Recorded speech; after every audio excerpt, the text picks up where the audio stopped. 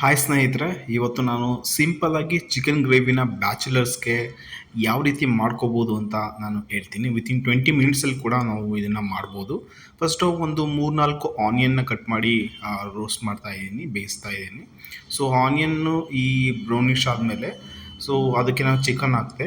Half K G chicken ತಗೊಂಡಿದ್ದೀನಿ. So ಜೊತೆಗೆ ಅದಕ್ಕೆ ಈಗ ಸಾಲ್ಟ್ ಕೂಡ ನಾನು ಆ್ಯಡ್ ಮಾಡ್ತಾ ಇದ್ದೀನಿ. ನಿಮಗೆ ಎಷ್ಟು ರುಚಿಗೆ ತಕ್ಕಷ್ಟು ಉಪ್ಪನ್ನು ಹಾಕ್ಕೊಳ್ರಿ. ಅದಾದಮೇಲೆ ಟರ್ಮರಿಕ್ ಪೌಡ್ರನ್ನ ಹಾಕ್ತಾ ಇದ್ದೀನಿ. ಒಂದು ಸ್ಪೂನಷ್ಟು ಅಥವಾ ಹಾಫ್ ಸ್ಪೂನಷ್ಟು ಹಾಕ್ಕೊಳ್ಳಿ ಸಾಕು, ಸಫಿಷಿಯೆಂಟ್ ಆಗುತ್ತೆ ಹಾಫ್ ಕೆ ಜಿಗೆ. ದೆನ್ ಅದನ್ನು ನೀಟಾಗಿ ತಿರುಗಿಕೊಳ್ರಿ. ತಿರುಗಿಬಿಟ್ಟು ಸ್ವಲ್ಪ ಹೊತ್ತು ಬಿಡ್ರಿ ಅದನ್ನು.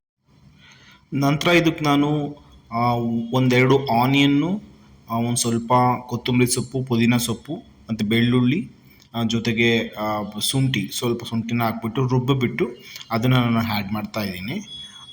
ಒಂದಿಷ್ಟು ಸ್ವಲ್ಪ ತಗೊಳ್ರಿ, ಅಳತೆ ಗೊತ್ತಾಗುತ್ತೆ ನಿಮಗೆ. ನಂತರ ನೋಡ್ಬೋದು ನೀವು ಯಾವ ರೀತಿ ಕಾಣ್ತಾ ಇದೆ. ನೀವು ಅದನ್ನು ಆ್ಯಡ್ ಮಾಡಿದ್ಮೇಲೆ ನನಗೆ ಸ್ವಲ್ಪ ನೀರು ಹಾಕಬೇಕು ಅನ್ನಿಸ್ತು. ತುಂಬ ಗಟ್ಟಿ ಅನ್ನಿಸ್ತಾ ಇತ್ತು. ಸೊ ಹಾಗಾಗಿ ನೀರು ಹಾಕ್ಕೊಂಡೆ. ಸೊ ನಿಮಗೆ ಕನ್ಸಿಸ್ಟೆನ್ಸಿ ನೋಡಿ ಹಾಕ್ಕೊಳ್ರಿ ಬೇಕು ಅಂದರೆ.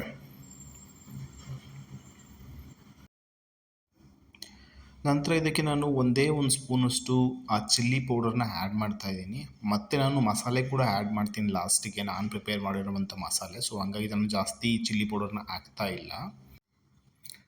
ನಂತರ ಅದಕ್ಕೆ ನಾನು ಒಂದೂವರೆ ಸ್ಪೂನಷ್ಟು ಕೊರಿಯಂಡರ್ ಪೌಡರ್ನ ಆ್ಯಡ್ ಮಾಡ್ತಾ ಇದ್ದೀನಿ. ನಾವು ಸಾಂಬಾರು ಪೌಡರ್ ಅಂತ ಕರಿತೀವಿ ಮನೆಯಲ್ಲಿ, ಬಟ್ ನೀವೇನು ಕರಿತೀರೋ ಗೊತ್ತಿಲ್ಲ.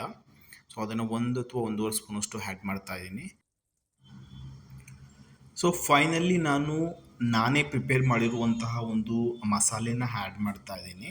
ಸೊ ಆ ಮಸಾಲೆಗೆ ಏನೆಲ್ಲ ಇಂಗ್ರೀಡಿಯೆಂಟ್ಸ್ನ ಹಾಕಬೇಕು ಅಂತ ನಿಮಗೇನಾದರೂ ಬೇಕಿದ್ದರೆ ನನಗೆ ಕಮೆಂಟ್ ಮಾಡಿ, ನಾನು ನಿಮಗೆ ರಿಪ್ಲೈ ಮಾಡ್ತೀನಿ ಖಂಡಿತವಾಗಿಯೂ.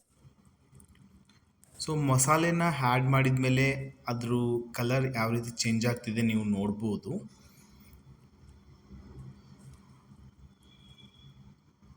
ಸೊ ಫೈನಲಾಗಿ ನಾನು ಇವಾಗ ಅದಕ್ಕೆ ಕೊತ್ತಂಬರಿ ಸೊಪ್ಪನ್ನ ಆ್ಯಡ್ ಮಾಡ್ತಾ ಇದ್ದೀನಿ. ಸೊ ಇವಾಗ ನಮ್ಮ ಒಂದು ಸಿಂಪಲ್ ಚಿಕನ್ ಗ್ರೇವಿ ರೆಡಿ ಆಯಿತು.